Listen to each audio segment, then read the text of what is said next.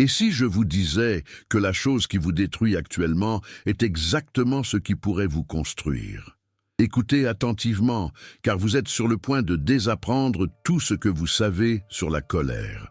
Il existe un instant, une décision silencieuse qui se prend en une fraction de seconde, lorsque vous sentez la rage monter en vous, lorsque l'injustice vous brûle de l'intérieur, lorsque la frustration menace de tout consumer.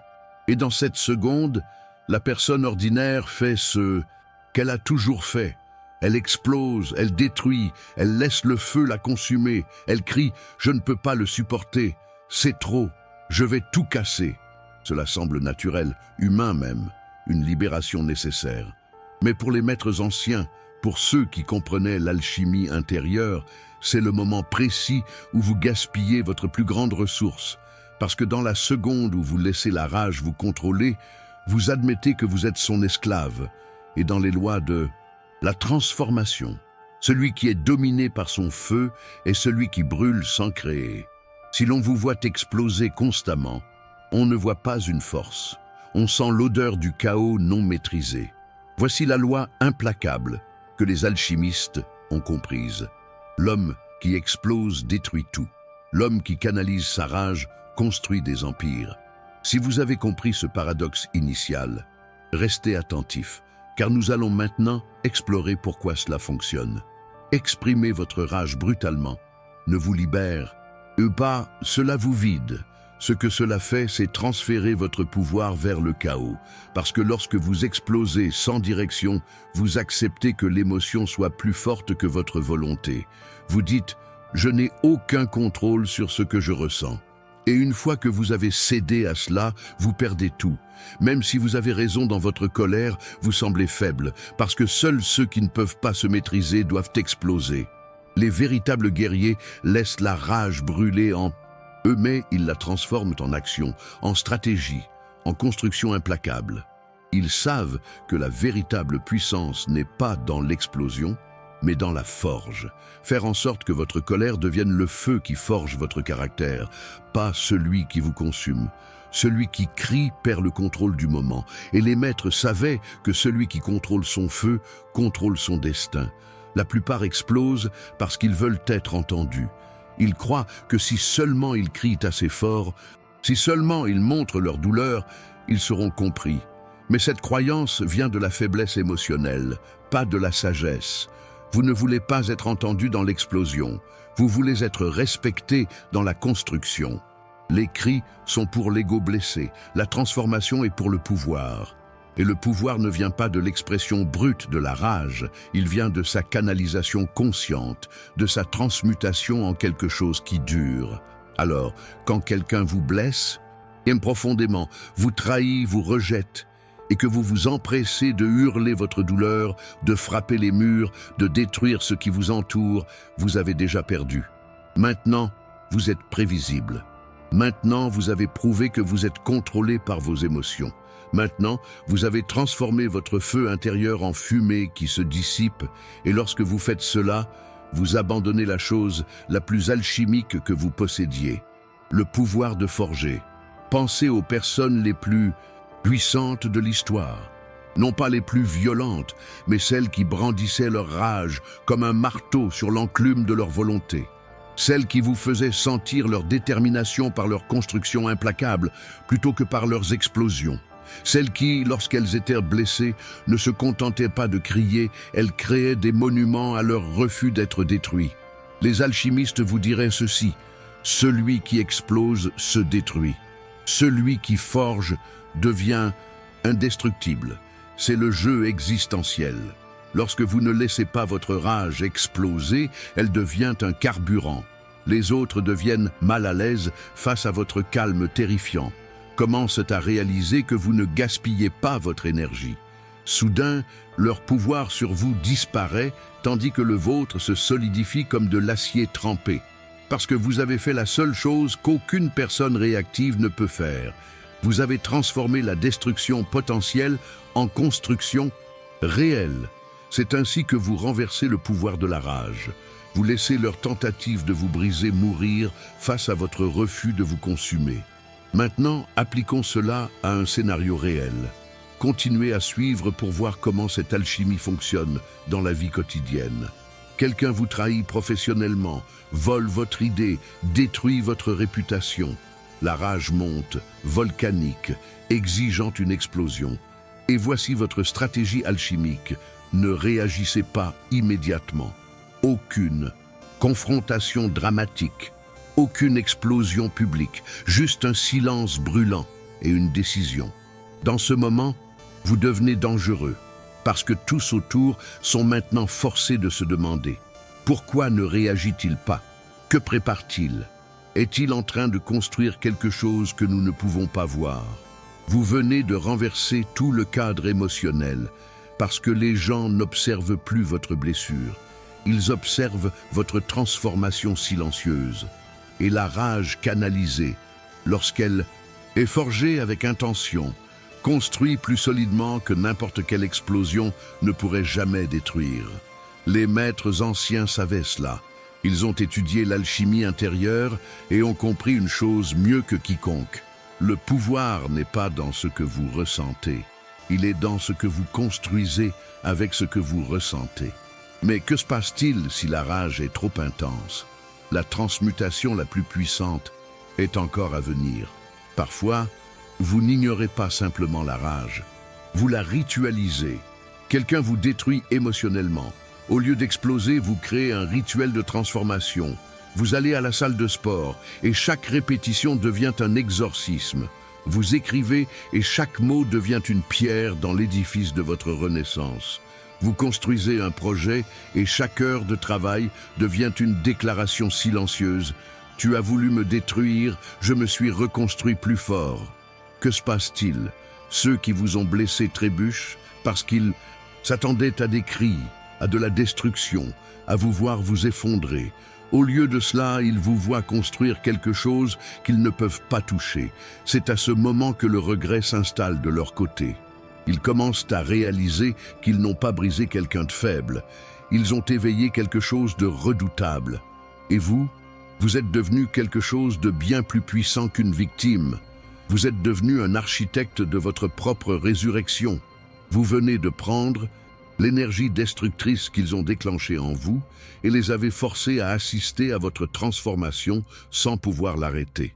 Il y a un moment où la rage canalisée devient insupportable pour ceux qui voulaient vous voir détruit. C'est là que le jeu bascule. Ils pensaient être ceux qui vous contrôlaient par la douleur. Maintenant, ils sont exposés comme ceux qui ont créé leur propre rival le plus implacable. Et vous êtes devenu quelque chose de bien plus terrifiant qu'en colère. Vous êtes devenu déterminé. Les alchimistes ont compris quelque chose que la plupart ne comprendront jamais. Les émotions ne servent pas à être exprimées brutalement, mais à être transformées consciemment. Et lorsque quelqu'un déclenche votre rage, ils veulent que vous explosiez et dans le chaos de la réaction immédiate. Ils veulent vous noyer dans votre propre feu non maîtrisé, parce que plus vous brûlez sans direction, moins vous semblez menaçant à long terme. Au lieu de cela, laissez-les attendre. Votre explosion, laissez-les se préparer à votre effondrement. Vous ne dites rien, mais maintenant ce sont eux qui sont observés, parce que le monde n'écoute pas les explosions temporaires. Ils observent les constructions permanentes. C'est le pouvoir alchimique, et il ne vient pas d'être émotionnel, il vient d'être transformationnel. Prêtez attention à la façon dont cela s'applique dans différents domaines de votre vie, car c'est là que la tactique devient révolutionnaire. Dans un conflit impersonnel, quelqu'un vous humilie publiquement. La rage vous submerge. Ils attendent votre explosion. La plupart se penchent en avant, crient, se justifient, perdent toute dignité. Tout le monde sent cette perte de contrôle, mais l'alchimiste émotionnel se recule. Il respire profondément, peut-être offre-t-il un regard qui traverse l'âme, et s'il parle, ce n'est pas une défense, c'est une promesse silencieuse. Tu viens de me donner le carburant pour mes 6 prochains mois. Maintenant, l'agresseur doit vivre avec l'incertitude. La salle bascule. Soudain, ils sont ceux qui ont créé quelque chose qu'ils ne peuvent pas contrôler. Ils sont sous le poids de leur propre acte. La rage contenue de celui qui forge est une menace sans mots. Dans votre carrière, c'est encore plus puissant. Vous êtes passé pour une promotion que vous méritiez. La rage bouillonne. Votre partenaire dit « c'est tellement injuste ». Tu devrais leur dire. La personne ordinaire panique, confronte avec émotion, brûle des ponts. L'approche alchimique est différente. Vous ne confrontez pas sur le moment. Vous laissez la rage alimenter votre prochain projet, puis calmement, vous livrez un travail si excellent qu'il rend l'injustice évidente à tous. Maintenant, ceux qui vous ont ignoré se sentent mal à l'aise, remettent en question leur jugement. Vous avez maintenu le pouvoir sur votre trajectoire et celui qui contrôle sa propre évolution contrôle sa valeur. Il existe une tactique encore plus profonde. Et si vous comprenez cela, vous serez à un niveau de maîtrise intérieure légendaire. Ne vous contentez pas de canaliser la rage lorsqu'elle survient. Créez un système de transmutation. Quelqu'un vous blesse. Ne réagissez pas immédiatement. Ne vous vengez pas impulsivement. Ne gaspillez pas. Au lieu de cela, créez ce que j'appelle un protocole de forge. Étape 1. Reconnaissez la rage sans jugement. Étape 2. Écrivez exactement ce que vous ressentez, sans filtre, pour l'exorciser du corps. Étape 3. Identifiez ce que cette rage révèle sur vos valeurs profondes. Étape 4. Choisissez un projet, un objectif, une création qui incarnera votre réponse constructive. Étape 5. Chaque fois que la rage revient, redirigez cette énergie vers ce projet. Cela les brise d'une manière existentielle. Ils réalisent que non seulement vous n'avez pas explosé, mais que vous avez transformé leur attaque en votre carburant de croissance. Ils commencent à comprendre qu'en essayant de vous détruire, ils ont construit votre prochaine version. Et cela, personne ne peut le défaire. Pourquoi? Parce que la personne ordinaire survit en exprimant chaque émotion pour se sentir soulagée. Si vous enlevez le soulagement immédiat et le remplacez par la construction à long terme, vous devenez imprévisible, imparable. À chaque nouvelle blessure, au lieu de vous affaiblir, vous vous renforcez visiblement. Et cela vous rend invincible psychologiquement. Au lieu de laisser votre rage vous définir, faites en sorte que toute tentative de vous blesser semble être un investissement dans votre force future. Quelqu'un dit « tu es trop sensible, ça t'affecte trop ». Répondez « chaque blessure devient une pierre dans ma fondation ». Quelqu'un dit « tu ne pardonneras jamais ». Répondez « je ne pardonne pas, je transmute, et ce que je construis avec cette douleur durera plus longtemps que ta mémoire ». Vous ne niez pas la blessure. Vous la transformez en preuve de votre capacité alchimique. Et maintenant, ce sont eux qui luttent pour comprendre comment vous avez transformé leur poison en votre élixir. Ce n'est pas de la vengeance, c'est de l'alchimie existentielle. Vous avez utilisé leur tentative de vous briser et l'avez converti en votre processus de devenir indestructible. Les maîtres appelleraient cela la transmutation sacrée. Ne rencontrez pas le feu avec le feu destructeur. Laissez celui qui attaque réaliser qu'il vient d'alimenter la forge de quelqu'un qui construit l'impossible. Le monde vous enseigne à exprimer votre colère pour vous libérer, mais les alchimistes ont vu le piège. Ils savaient qu'au moment où vous poursuivez le soulagement immédiat par l'explosion, vous admettez l'impuissance à long terme. Le véritable maître ne joue jamais ce jeu. Au contraire, il semble trop composé pour exploser, trop stratégique pour gaspiller. Et lentement, ceux qui essaient de le provoquer commencent à paraître puérils, désespérés, impuissants face à quelqu'un qui transforme chaque attaque en matière première. Parce que plus vous explosez, plus vous semblez contrôlable. Mais plus vous forgez, plus les gens présument que vous êtes dangereux dans votre détermination. Et cette présomption est l'endroit où naît le respect craintif. La plupart pensent que le pouvoir consiste à montrer sa rage, à prouver qu'on ne peut pas être blessé impunément, à faire payer immédiatement. Mais les alchimistes souriaient face à cela, parce qu'à la seconde où vous cherchez la vengeance émotionnelle, vous avez déjà validé que l'autre personne a du pouvoir sur vous. Et lorsque vous donnez à quelqu'un ce pouvoir, vous lui donnez votre paix.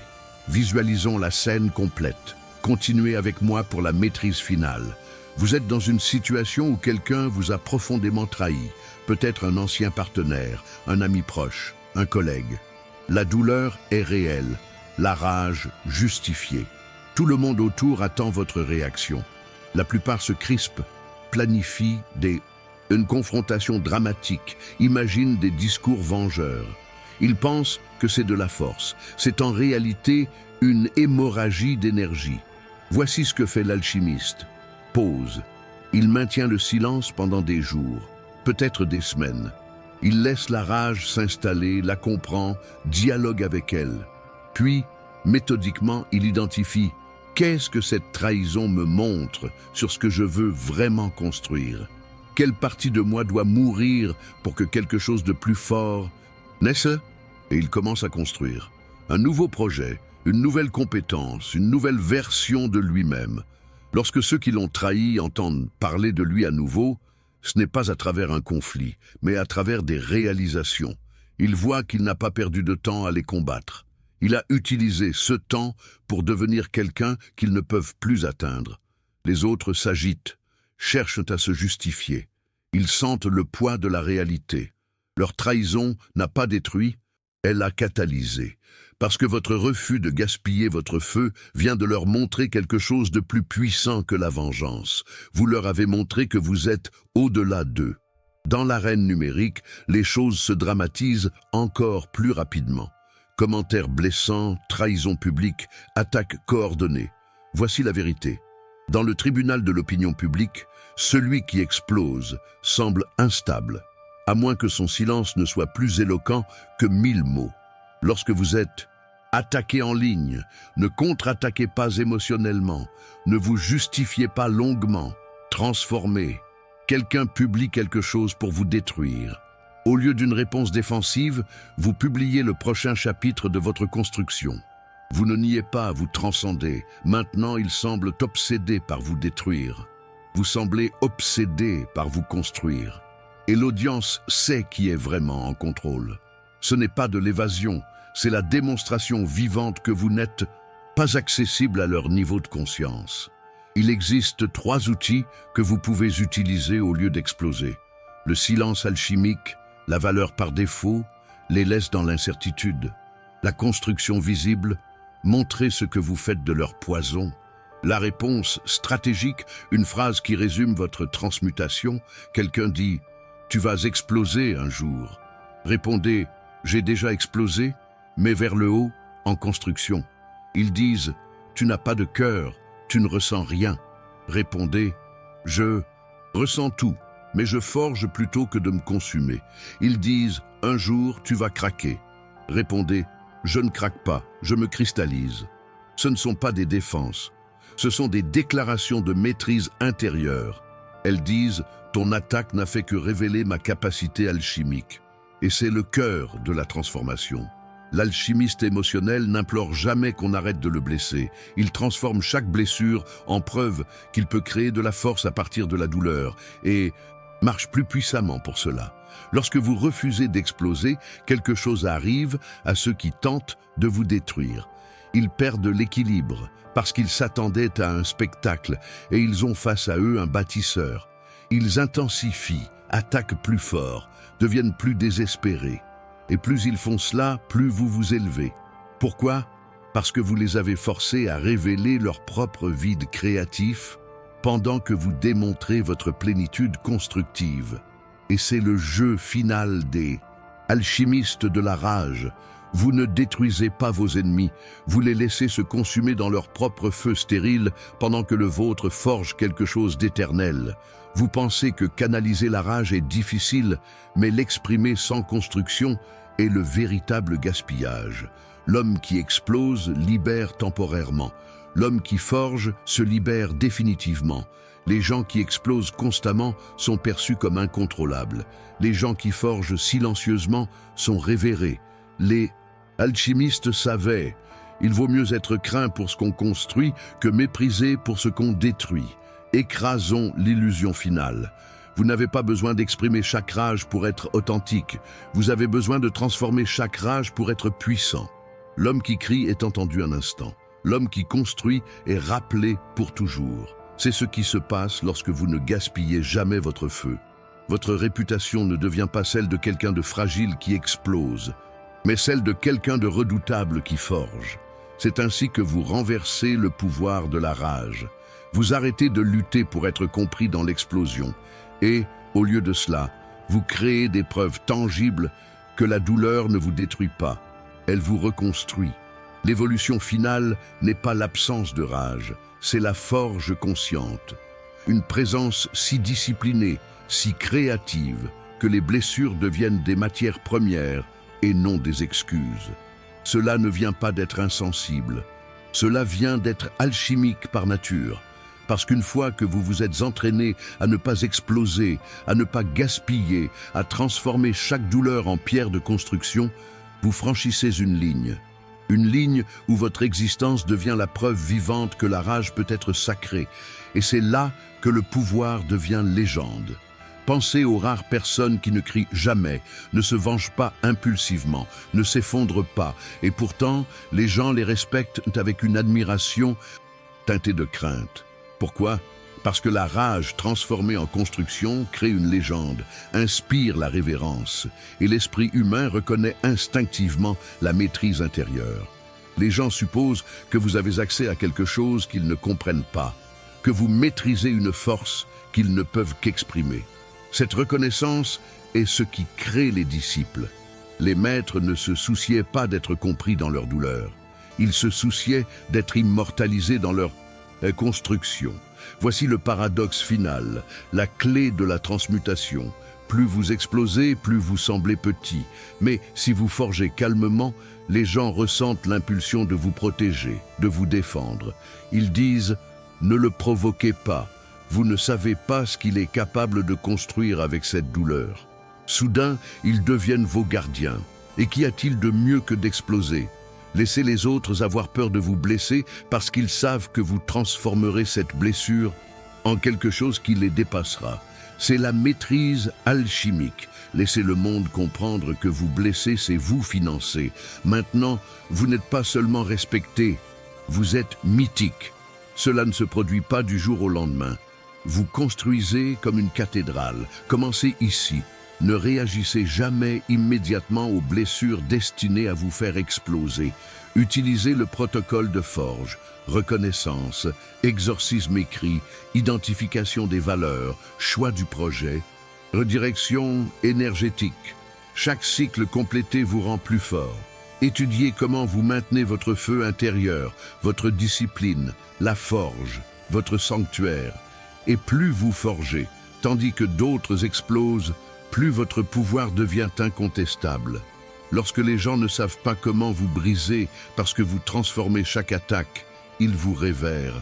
Vous devenez illisible, une forge vivante qui transforme le plomb de la douleur en or de la réalisation. Les alchimistes diraient « L'homme le plus dangereux n'est pas celui qui réagit le plus violemment, c'est celui qui transforme le plus profondément. » Vous atteindrez un point où les attaques cessent, non pas parce que vous vous êtes défendu, mais parce que les gens ont compris que vous blessez équivaut à vous renforcer. Votre présence dit « Je ne gaspille pas mon feu en explosion, je forge des monuments à mon refus d'être détruit. » Il y a une différence entre la force explosive et la force forgée. La force explosive impressionne un instant. La force forgée intimide pour l'éternité. C'est l'idéal alchimique. Vous ne libérez pas la rage. Vous la sculptez en quelque chose qui dure après que tous les cris se sont tus. Lorsque vous ne gaspillez plus votre rage, les gens cessent de vous voir comme quelqu'un de contrôlable, émotionnellement. Vous vous êtes élevé au-delà du besoin de validation par l'expression, et la seule vérité qui compte est que vous êtes devenu votre propre forge. De ce point en avant, vous ne vivez pas dans la réaction, vous vivez dans la création. Vous définissez ce que la douleur construit, pas ce qu'elle détruit. Et les gens le sentent, la détermination dans vos yeux, la patience dans votre posture, le feu contrôlé dans votre tranquillité. Vous ne brûlez plus au hasard, vous forgez avec intention. Et c'est là que le monde change autour de vous. Les provocateurs deviennent silencieux, vos détracteurs deviennent prudents. Votre nom porte le poids de quelqu'un qui transforme chaque malédiction en bénédiction, non pas parce que vous avez lutté pour cette réputation, mais parce que vous l'avez forgée blessure après blessure. Et maintenant, laissez-moi vous emmener dans un endroit encore plus sacré. Un lieu où la rage ne se contente pas de construire des projets, elle reconstruit des âmes. Imaginez un homme qui a passé toute sa vie à exploser à chaque injustice. Il vit pour exprimer sa douleur, il crie, brise des objets, confronte violemment, tout pour se sentir entendu dans l'instant. Et lorsqu'il le fait, il obtient un soulagement temporaire, mais ce soulagement laisse un vide encore plus profond, parce que rien n'a été construit, parce que rien n'a changé réellement. Et puis le cycle recommence, encore et encore. Savez-vous comment cela s'appelle? Prison émotionnelle, mais déguisée en authenticité, en passion, en refus d'être soumis. Et voici la question qui va vous transformer. Si demain toute votre rage était canalisée non pas vers la destruction, mais vers la création, qui deviendriez-vous? Si la réponse vous terrifie, vous êtes encore prisonnier, parce que vous avez construit votre identité sur l'expression plutôt que sur la transformation. Et à chaque seconde qui passe, cette identité vous limite davantage. La solution, votre volonté, séparez votre essence de vos réactions, transformez votre forge intérieure en sanctuaire, recommencez. Mais bien sûr, ce n'est pas confortable, parce que cela signifie tuer la version de vous qui se soulage en explosant, celle qui a été nourrie depuis que vous avez appris que crier vous faisait remarquer, depuis qu'on vous a dit qu'un homme véritable exprime sa colère, depuis qu'on vous a montré que la passion justifie l'explosion. Permettez-moi de corriger, un homme véritable ne gaspille pas son feu, il forge avec lui. Et pour cela, vous avez besoin d'une discipline sacrée, une volonté qui ne réagit pas mais qui crée, qui ne se consume pas mais qui transforme. Vous voulez savoir pourquoi les grands bâtisseurs, les grands leaders, les grands artistes ont une intensité presque volcanique mais jamais destructrice? Parce qu'ils ont maîtrisé l'alchimie de la rage. Non pas parce qu'ils ne ressentent pas, mais parce qu'ils ont appris que chaque émotion intense est une opportunité de forger quelque chose d'immortel. Ils ont transformé chaque trahison en chapitre d'un livre, chaque injustice en motivation pour un projet, chaque blessure en fondation d'une nouvelle version. D'eux-mêmes, pendant que le reste du monde court après le soulagement temporaire, ils construisent l'éternité. Mais allons plus loin, parce que la sagesse ancienne ne ment pas. Les alchimistes disaient « Dans la calcination, la matière brute brûle pour révéler l'essence pure ». Savez-vous ce que cela signifie? Que le même feu qui pourrait vous consumer peut purifier votre essence. Que si vous apprenez à brûler consciemment, vous pouvez éliminer tout ce qui est faible en vous. Que si vous transformez la rage en rituel, vous pouvez renaître plus pur. C'est l'alchimie émotionnelle, spirituelle, existentielle. Et vous direz, comment maintient-on ce niveau de discipline? On ne le maintient pas avec de la répression. C'est une redirection consciente et constante. Chaque fois que vous sentez la rage monter, vous vous demandez qu'est-ce que cette énergie peut construire. Chaque fois que vous êtes blessé, vous créez immédiatement une intention. Cette douleur servira à quoi dans ma transformation? C'est une pratique quotidienne, un rituel sacré. Nous avons été conditionnés pour croire que l'expression immédiate est libération, mais l'expression sans création est gaspillage. Le véritable pouvoir est dans la forge. L'esprit qui maîtrise son feu intérieur est puissant parce qu'il ne dépend plus du soulagement externe. Et lorsque vous ne dépendez plus du soulagement, vous ne suppliez plus. Et lorsque vous ne suppliez plus, personne ne peut vous manipuler émotionnellement. À ce stade, vous devenez souverain. Savez-vous ce que c'est que de traverser le monde avec un feu intérieur qui ne brûle que ce que vous choisissez? C'est comme être une forge ambulante. C'est comme être dans un univers où tout le monde explose au hasard, mais vous créez avec précision. Et ce contrôle terrifie, parce qu'il révèle une maîtrise que peu atteignent. Vous voulez savoir pourquoi beaucoup vous critiqueront lorsque vous commencerez ce chemin? Parce que vous leur rappellerez qu'ils gaspillent leur feu, parce que vous leur montrerez qu'il existe une puissance qu'ils n'ont jamais explorée, et cela révèle leur propre impuissance. Ceux qui explosent ne supportent pas de voir quelqu'un qui forge, et ils essaieront de vous provoquer. Ils ridiculiseront votre calme, se moqueront de votre patience, vous appelleront froid, calculateur, inhumain. Mais vous leur enlevez la seule chose qui les rassurait, voir que tout le monde est aussi incontrôlé qu'eux. Et quand vous vous élevez au-dessus de cela, le contraste est insupportable pour eux. Et c'est là que commence la vraie solitude du forgeron, parce que ce chemin n'est pas populaire, il est exigeant, il demande une discipline que peu acceptent, mais il est ressenti au plus profond comme une vérité inébranlable, comme un pouvoir qui ne vacille jamais. C'est la force du feu maîtrisé. Il n'a pas besoin de prouver qu'il brûle. Son œuvre parle pour lui. Mais voici la vérité finale. Le véritable défi n'est pas dans les attaques externes, il est dans cette voix qui dit « c'est trop dur, laisse-toi aller, explose juste une fois ». Cette voix est celle que vous devez transformer, parce que ce n'est pas votre sagesse, c'est l'habitude qui parle. Vous devez la remplacer par une nouvelle voix. Cette rage est sacrée, je vais la forger. Et un jour viendra, si vous tenez ce chemin, où vous regarderez en arrière et verrez une traînée de création née de douleurs transformées. Et cette vision est la libération ultime, parce que vous verrez que rien n'a été gaspillé. Chaque blessure a servi, chaque rage a construit. Alors, la prochaine fois que vous sentez la rage monter, arrêtez-vous et demandez « Qu'est-ce que je vais forger avec ce feu ?» Si vous n'avez pas de réponse, vous n'êtes pas encore libre. Mais si vous pouvez identifier immédiatement un projet, une intention, une construction, alors vous êtes arrivé. Vous avez brisé le cycle de l'explosion stérile, vous avez embrassé la forge sacrée, et il n'y a plus de retour en arrière. Ceci, mon ami, est le pouvoir alchimique. Ceci est la liberté créative. Ceci est ce que les maîtres pratiquaient. La rage transformée n'est pas une faiblesse réprimée, c'est la force la plus pure qui existe. Et maintenant, nous arrivons au seuil, non pas de la fin, mais de votre propre forge personnelle. Parce que si vous êtes arrivé jusqu'ici, ce n'est pas un accident. Il y a un feu en vous qui refuse de s'éteindre, qui refuse d'être gaspillé. Ceci n'est pas juste une philosophie, c'est une initiation à votre propre alchimie. Et vous le savez, parce que pendant que d'autres continuent d'exploser sans construire, vous êtes ici, prêts à transformer chaque étincelle en monument. Je veux que vous compreniez ceci. Maîtriser votre rage n'est pas une technique de développement personnel, c'est un acte de rébellion contre le gaspillage existentiel.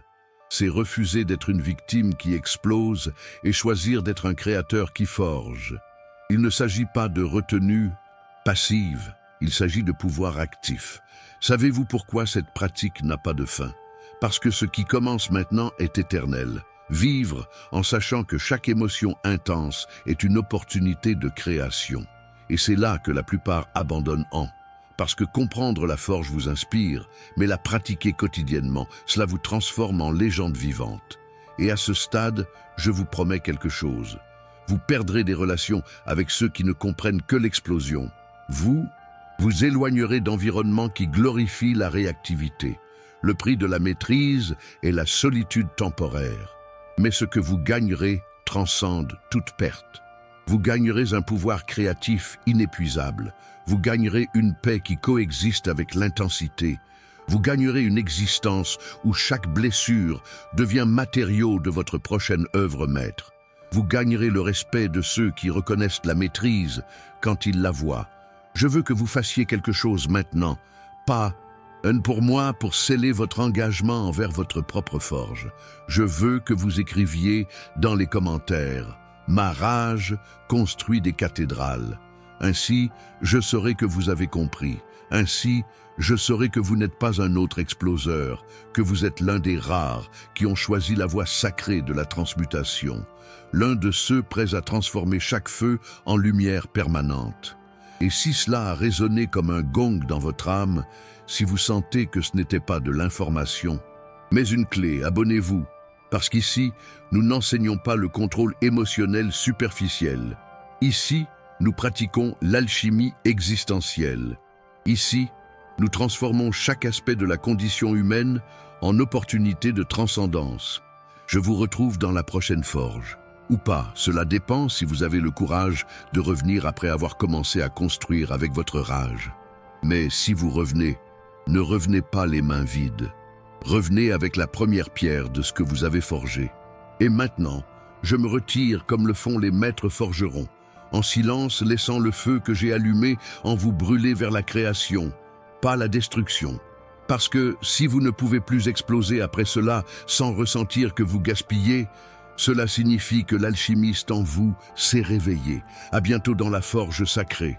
Je vous vois là où peu osent aller, dans le feu qui crée au lieu de consumer.